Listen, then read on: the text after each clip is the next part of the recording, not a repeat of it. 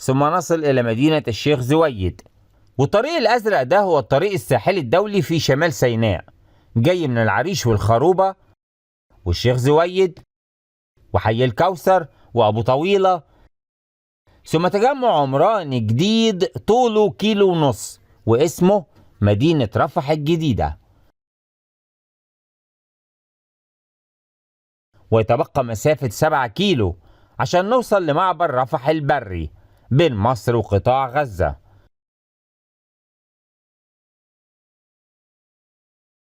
معبر رفح يبعد 40 كيلو فقط عن مدينة العريش، لأن العريش توجد شرق سيناء وليس الوسط أو الغرب. والمسافة بين كل خط أصفر رسمته في البحر هي 40 كيلومتر. بعد دخولك معبر رفح في قطاع غزة، فأنت تبدأ في طريق صلاح الدين الشريان الرئيسي في القطاع، ثم معبر بيت حانون، معبر إرز، ثم عسقلان، ويسميها اليهود أشكلون.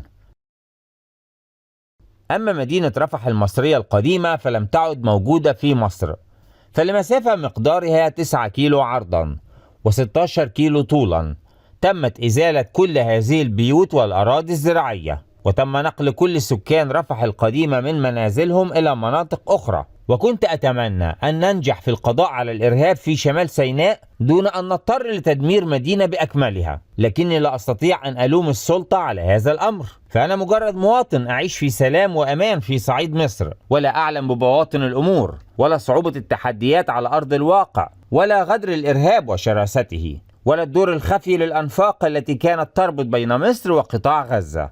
يؤلمني هدم المدينة وتبوير أرضها الخضراء، لكني لست خبير استراتيجي لكي أقترح حلول بديلة، لأن رفح القديمة كانت مترامية الأطراف وعشوائية، ومواجهة الإرهاب فيها كانت حقا صعبة. والآن أنا أتمنى إعادة بناء وتعمير المدينة وتخطيطها بشكل عمراني حديث كما يفعل الإسرائيليين في مستوطناتهم شرقا، لكن مع مراعاة أسلوب حياة أهلنا في شمال سيناء وعاداتهم وتقاليدهم. يجب تعمير رفح اليوم قبل غدا، ويجب استغلال الإمكانات الكبيرة لمكان ساحلي جميل يقع على البحر وله شاطئ رملي جميل وله وفرة من الأمطار الشتوية. فلنعمر رفح فيسكن فيها المصريون فقط، فهذا أعتقد أنه أفضل حماية لحدود بلادنا ولسيناء الحبيبة. هنا قرية المطلة، وهنا قوس غانم، وهنا مستشفى رفح المركزي، وهنا في شمال شرق مصر وعلى بعد 1 كيلومتر من الحدود مع قطاع غزة يوجد مقر لقوات الأمن المركزي بقرية الأحراش. استشهد في هذا المكان العشرات على يد الإرهاب الخسيس بعد ثورة 30 يونيو 2013، الله يرحمهم جميعا. ثم ماذا يوجد في أقصى شمال شرق سيناء؟ آخر نقطة في شمال شرق مصر، هنا شاطئ البحر وهنا الحدود. على الجانب الفلسطيني توجد قرية السويدية، مربع طول ضلعه لا يزيد عن 200 متر. في عام 2010 كان الشاطئ نظيف ورملي جميل في مصر وفي فلسطين، لكن في عام 2022 الشاطئ أصبح ضيق متآكل وصخري وملوث في فلسطين، لكنه ما زال نظيف ورملي وواسع هنا في مصر. في 2010 ربما كان يمكن التسلل بسهولة بين الحدود، لكن في 2022 تم على الجانب المصري بناء أسوار ونقاط مراقبة حدود وبرج لمراقبة الحدود وإعادة رصف الطرق الحدودية، وأصبح من الصعب جدا التسلل بين مصر وقطاع غزة. في 2010 كانت رفح المصرية مدينة عشوائية منازلها متناثرة في أي مكان، لكن كان يعيش بها ناس وأرضها زراعية خضراء. لكن في 2022 لم يعد أي شيء من هذا موجود سوى بعض المباني والمقرات والمرافق الحكومية الأمنية والصحية والتعليمية. في حاجة لاحظتها وتعجبت منها.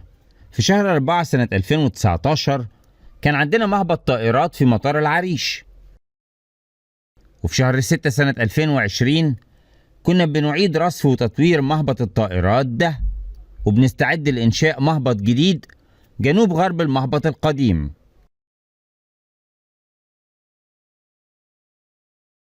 في شهر 9 سنة 2022 أصبح عندنا مدرج قديم شمالي تم رصفه بأسفلت جديد، ومدرج جديد جنوبي.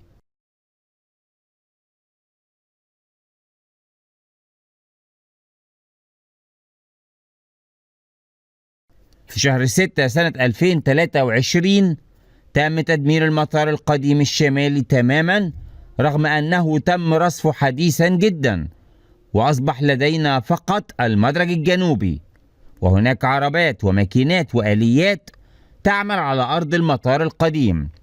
طيب احنا ليه بنطور ونجدد وبعدها بشهور بندمر؟ هل هناك سوء تخطيط؟ أرجو توضيح من المسؤولين في محافظة شمال سيناء حول هذا الأمر، أو في وزارة الطيران المدني.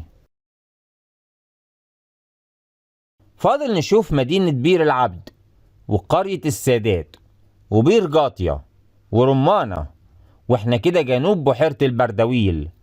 بحيرة البردويل طولها 75 كيلو، وليها 2 بوغاز بيربطوها بالبحر المتوسط، بوغاز غربي والتاني شرقي.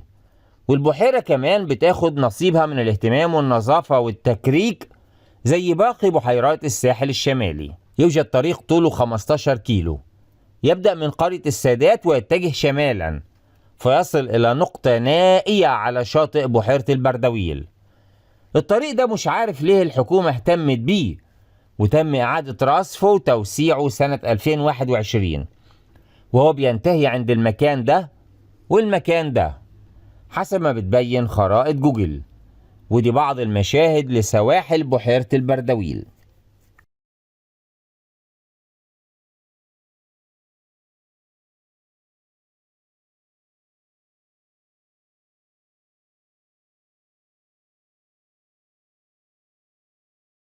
ويوجد طريق متحرك من بير العبد للجفجافة ومطار الجفجافة، ونوصل لطريق يربط الحسنة بصدر الحيطان.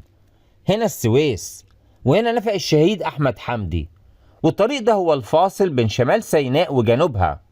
وهنا ممر متلة. احفظوا كويس الأسامي دي يا شباب، وترحموا على أرواح أجدادنا الشهداء. ده ممر متلة، وهنا وادي الحج، وهنا صدر الحيطان، وهنا مدينة نخل، وده طريق نخل الحسنة بغداد أسمنت سيناء بير لحفن العريش، وشرق نخل الثمد. ونعود إلى مطار طابة وشركة كهرباء طابة، وخط الحدود العابر لجبال طابة حادة التضاريس والوعورة والأودية العميقة. وتنتهي رحلتنا على شاطئ خليج العقبة عند فيورد طابة، واحد من أجمل المناظر الطبيعية الخلابة في مصر والعالم.